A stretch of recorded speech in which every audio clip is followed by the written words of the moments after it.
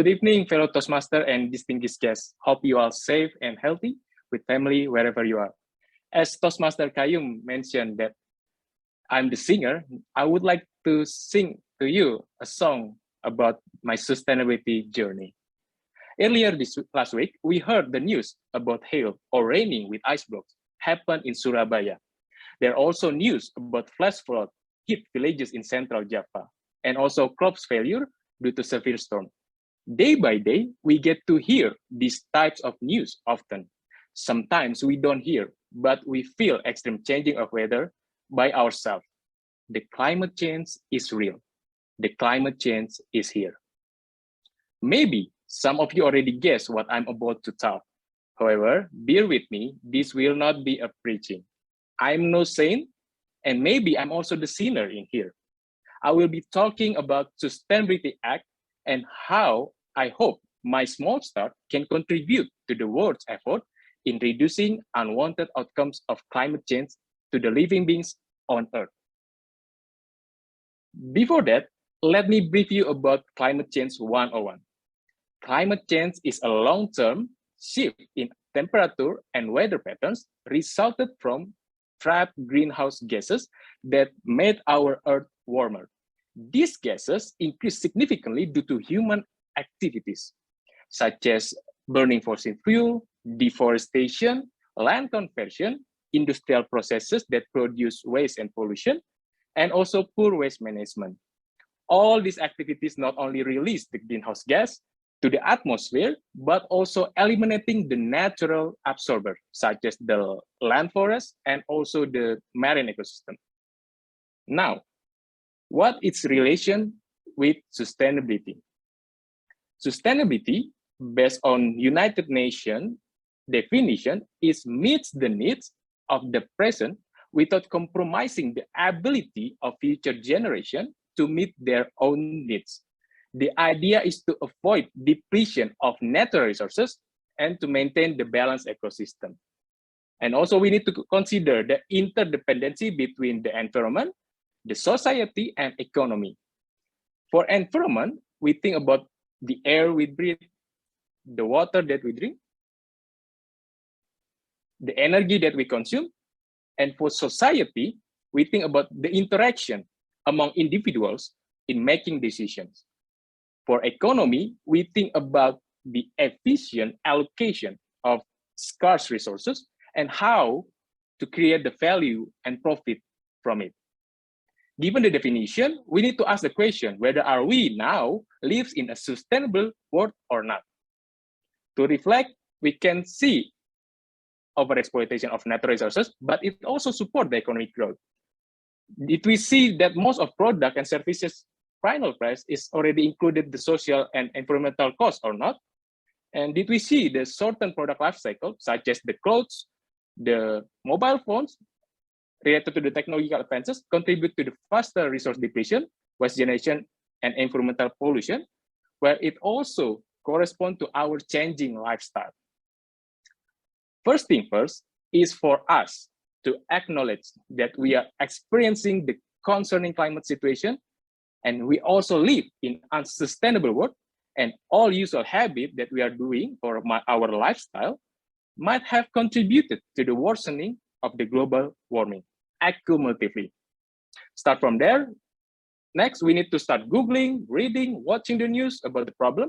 And for me, I'm start reading the Carbon Ethic website, for example, and I complete the Carbon Voice curriculum. It consists of 6 modules, and I start to understand the cause. And after that, I start to change my habits, bring and use my own groceries bag, turn off unnecessary electricity that are not in use. For this case, I do an audit because sometimes I do ignorantly turn on or plug the cables where are not in use. In example, TV, charger, lights, and I try to drive less. Furthermore, I try to download an app that called Earth Hero, where I can monitor my emission generation. And also in this, I can calculate and compare my annual emission related to the Indonesia and global emission producing. And I can break down my emission to its respective categories, such as vehicle travel, air travel, electricity, energy, stuff, and food and waste. And I also can adopt many lesson learned action from worldwide to reduce my emission, which is an exciting way to start, right? In conclusion, I totally understand that it is difficult sometimes to have a significant lifestyle change. However, it will be easier to start small and do it consistently. Because in the end, the result will be the same and even more sustained. As for closing, I remember a quote from the late UK Prime Minister, Margaret Thatcher, that said, "What's your thoughts? For they will become actions. What's your action? For they will become habits. What's your habits? For they will forge your character. What's your character? For it will make your destiny." To prevent the unwanted extreme outcomes of the climate change, I encourage all of us to start small by putting our thoughts every day on this sustainability matter. Think about, like, you talk gossips, you talk about music with your friend. And when it becomes our habits, that eventually it will develop as our character.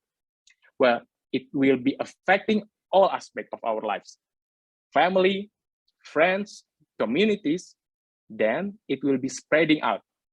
Thus, hopefully, the world will be in one beat to decelerate the global warming. Please do the action. Thank you.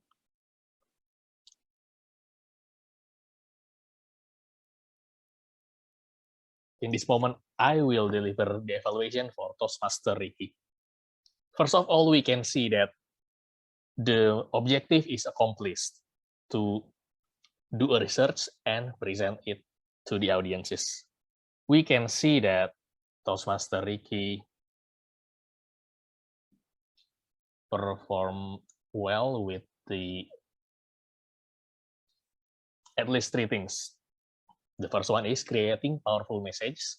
The second one is mentioning well-structured information. And the third one is delivering stable pace and fluency of speech. The powerful message, we can see he started the speech by telling us that the climate change is real and mentioning some facts that happened nearby.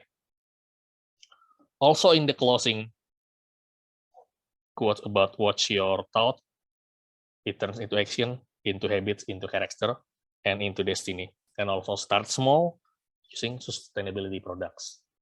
So we can see that the beginning and the ending were surrounded by powerful messages. That's important to grab the audience's attention in the beginning and to share and to ignite the spirit of sustainability in the end. The second one is about well-structured information. We can identify clearly from your speech that you have mentioned in the beginning about information about climate change and the fundamentals of climate change, and followed by basic definition of sustainability and the relationship with climate change, and concluded with call to actions by sharing us examples of using sustainability, using sustainable product. And of course, we believe there is always room for improvement. And in your case, you may want to work on using effective visual aid. For example, slide presentation, because this kind of speech contains a lot of information that perhaps can't be digested only by listening. If we use visual aids like presentation, bullet points, or even simple infographics, not to be too deep, we can understand it much better. And also to challenge yourself in the future, besides using effective visual aid, I would like to challenge you if you want to try delivering a different speech style, perhaps more expressive or with added humor. But after all, you did well in delivering your research result. Thank you, and back to our GE.